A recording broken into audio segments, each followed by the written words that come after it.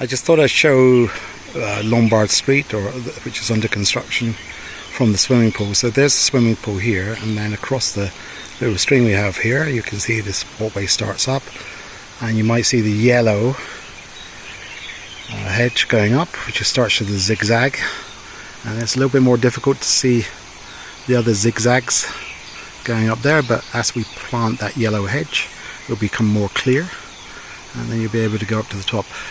Just in the middle between the trees is whale rock, which I show you on another video, but it should look quite pretty.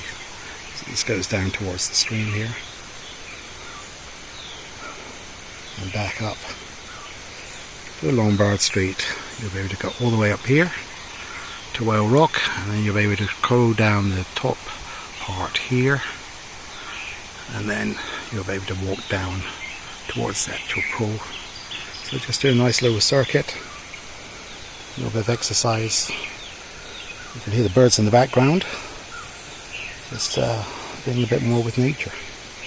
So yeah, we'll keep on working on this, and hopefully in the next 12 months it'll be looking really pretty and the plants will have established.